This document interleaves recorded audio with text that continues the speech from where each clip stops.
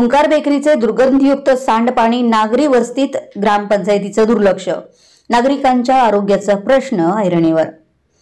खोतवाडी तालुका हातकणंगले येथील अष्टविनायक नगर येथे असणाऱ्या ओंकार बेकरीचं सांडपाणी गेले 6 महिन्यापासून नागरी वस्ती व मेन रोडवर सोडलं जात आहे।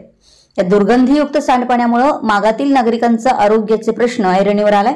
सदर सांडपाण्यामुळे भागात दुर्गंधीचे साम्राज्य पसरलं असून दुर्गंधीयुक्त पाणी साचून राहिल्यानं डेंग्यू, मलेरिया सारख्या संसर्गजन्य रोगांना सामोरं जावं लागत असून भागातील नागरिकांना याचा नाहक त्रास सहन करावा लागतोय।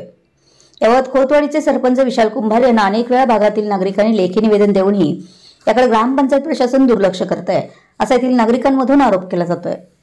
सदर भागातील सांडपाण्याचं नियोजन लवकरात लवकर करा, अन्यथा सांडपाणी बेकरी जवळच अडवू असा इशारा भागातील नागरिकांनी ग्रामपंचायतीला लेखी स्वरूपात निवेदन दिलंय।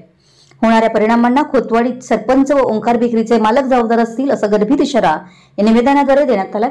सदर निवेदनावर सुरेश टाकवडे, विकास खोत, पिराजी शिंदे, वल्ली शेख, महादेव थोरवत, सलीम शेख, मधुकर मस्कर, ओंकार शिंदे, सुभाष शिंगबिरे आदी नागरिकांच्या सह्या आहेत। यावेळी खोतवाडीचे सरपंच विशाल कुंभार, उपसरपंच गजानन नलगे यांनी भागातील पाहणी करून यावर लवकरच तोडगा काढून उपाययोजना करू असं भागातील नागरिकांना सांगितलं। विशाल क्रांती वृत्तसेवा, खोतवाडी।